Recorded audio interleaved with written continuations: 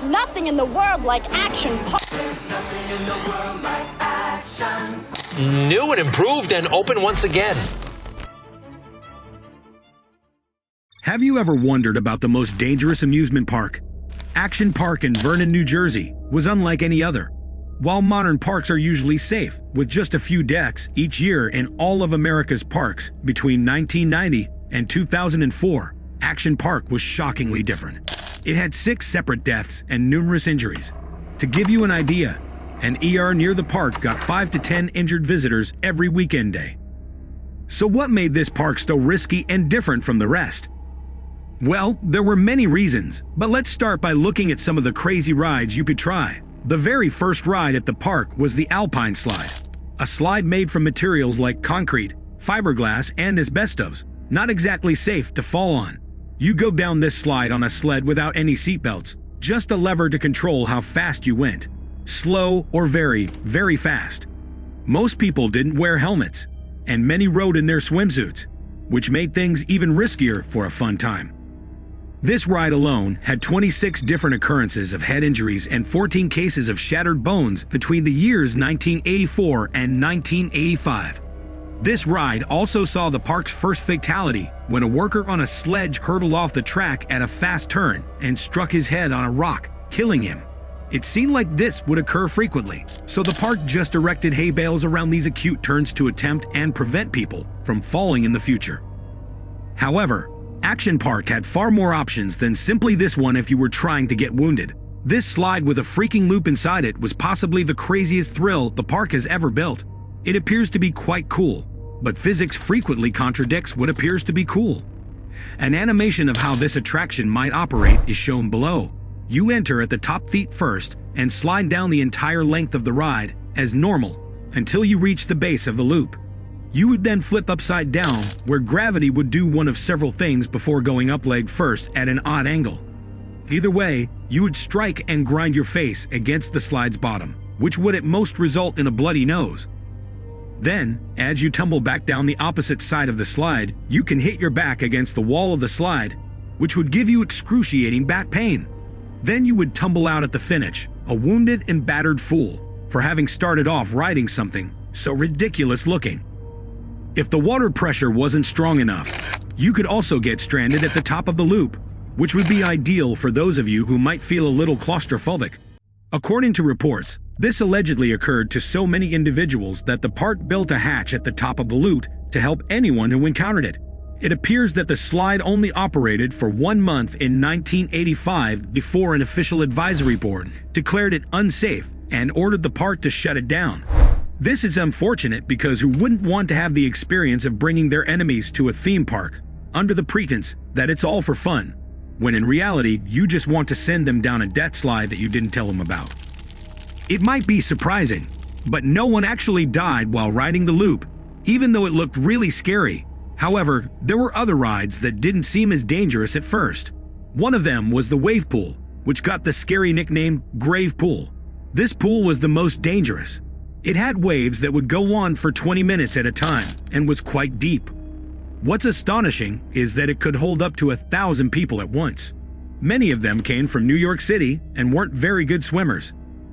During the park's existence, there were 3 tragic drownings in its pool, despite having 12 lifeguards on duty at all times. To put this in perspective, during a regular swimming season at a lake or pool, a lifeguard might rescue 1 or 2 people on average.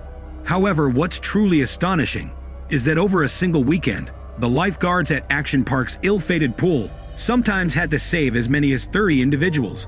This was a shocking and troubling occurrence that makes you wonder why this pool earned the chilling nickname Grave Pool, and what led to such a distressing pattern of drownings and rescues.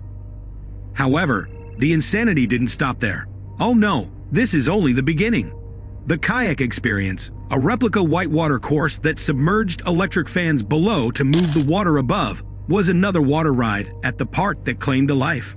There were several inexperienced kayakers, and they repeatedly tipped their boats over. And one of these men, it so happened, trod on a metal grating connected to an exposed live wire beneath the water, electrocuting and killing him. I think you're seeing some guys jump off the Tarzan jump here at Action Park. At the infamous Tarzan swing, where visitors would swing out over a rope and dive into a pool below. Another event took place. The issue was that the pool's water was typically kept at a glacially low temperature and frequently shocked anyone who landed. An older man who fell in was killed by a heart attack because of the shock of the cold. The fact that the majority of the park's personnel, who were in charge of assuring ride safety, were teens or, worse still, were minors, as young as 15 or 14, didn't help. In some instances, these rides were operated by children, and on several occasions, enforcing alcohol restrictions for minors was an uncommon occurrence. This lax approach often led to situations where both underage employees and park visitors found themselves under the influence. Adding to the risks, many of the rides were poorly conceived by individuals lacking a firm grasp of physics and engineering. Consider, for instance, the bumper boats ride. These vessels had a tendency to frequently discharge gasoline onto their occupants, presenting a clear hazard. Moreover, the cockpits were inadequately designed, making it impossible for taller individuals to fit comfortably inside. As a result, they had no choice but to position their legs outside the boat, leaving them vulnerable when a competing boat collided with them, often resulting in fractures or broken bones. This combination of factors made for an experience that was far from ideal, to say the least. The park consistently broke New Jersey state laws by neglecting to report accidents, and there was even a whole year when they operated without insurance. The reason for this was that the park's insurance premiums skyrocketed due to the overwhelming number of incidents. So, the park made a calculated decision. It would be more cost-effective to run without insurance and resolve accidents through the legal system. However, the repercussions of this decision, along with the ongoing lawsuits and accidents, led to the park earning memorable nicknames such as Traction Park and Class Action Park. From 1983 to 1985 alone, approximately 200 lawsuits were filed against the park. But what's even more astonishing is the number of fines that the park accumulated during this same period. Throughout its entire existence until 1986, the park had only been fined by the state government of New Jersey once, and that was for a mere $300, which was for operating a ride without a permit. This stark contrast between the number of accidents and fines is truly eye-opening. While the lax regulations in New Jersey during that era undoubtedly contributed to the hazardous conditions at the park, the persistence of lawsuits was a striking issue.